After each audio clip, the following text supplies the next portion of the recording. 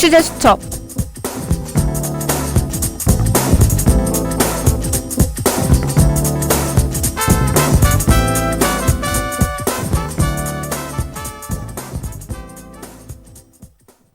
하구 여러분 안녕하세요. 이번 취재 수첩 진행을 맡게 된 성대방송국 기자 이정빈입니다.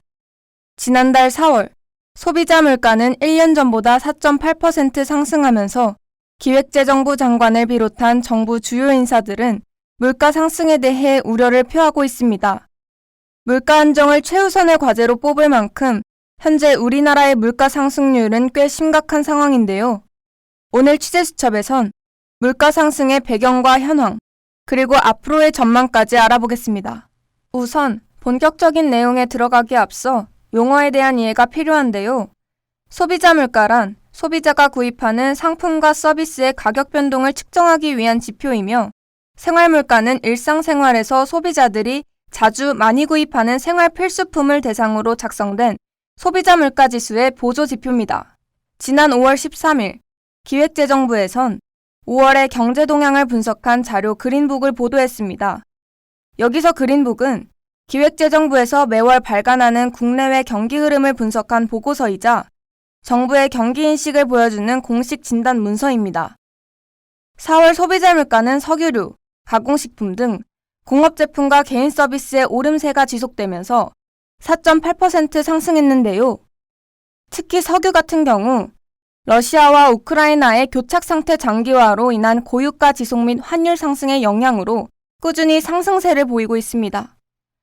구체적으로 국내 휘발유 가격은 지난 2월 리터당 1,715원이었으나 3월에 1,938원으로 4월엔 1,977원으로 상승했습니다.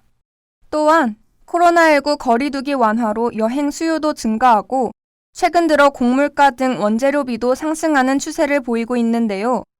이는 항공료와 외식 물가의 인상을 야기하고 있습니다. 항공료 같은 공공서비스의 경우 3월과 4월 한 달 사이 0.6%에서 0.7%로, 개인 서비스의 경우 4.4%에서 4.5%로 올랐습니다. 소비자 물가 지수의 보조 지표이자 소비자들이 더 잘 체감할 수 있는 지표인 생활물가 지수도 상승폭이 확대되고 있는 상황인데요. 3월 달에 5%였던 생활물가 지수는 4월 달에 5.7%가 되면서 0.7%포인트 상승하는 모습을 보였습니다.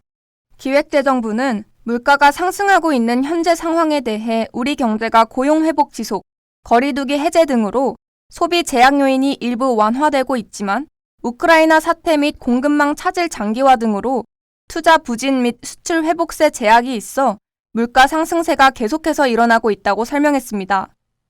더불어 대내외 거시경제 안정과 리스크 관리에 만전을 기하면서 물가 상승 부담 완화, 소상공인 피해 회복 등을 위한 2차 추가 경정 예산안을 신속 지원하는 등 민생 안정에 정책 역량을 집중할 것이라는 포부를 드러내기도 했습니다.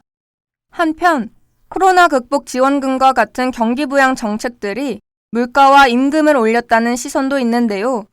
물가 상승으로 임금이 상승하고 그리고 다시 물가가 상승하는 악순환이 반복되고 있습니다. 그러나 여기서 임금이 물가만큼 오르지 않을 경우 실질 임금은 마이너스 상황이 될 수 있다는 점이 현재 소비자들이 가장 걱정하는 부분입니다.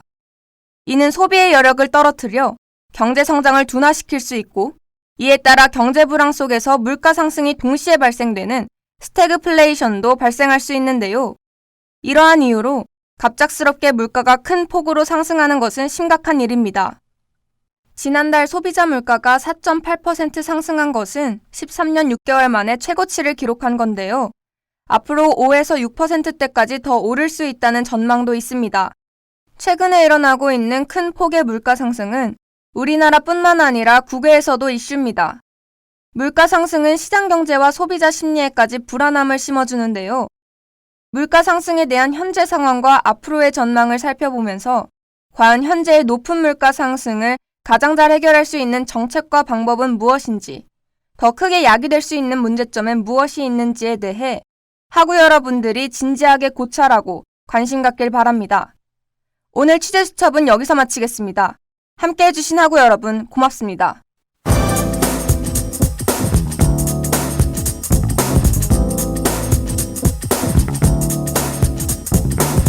지금까지 취재 사회과학대학 사회학과 2학년 이정빈, 기술 사회과학대학 미디어 커뮤니케이션학과 2학년 김태희, 그리고 진행해 기자 사회과학대학 사회학과 2학년 이정빈이었습니다.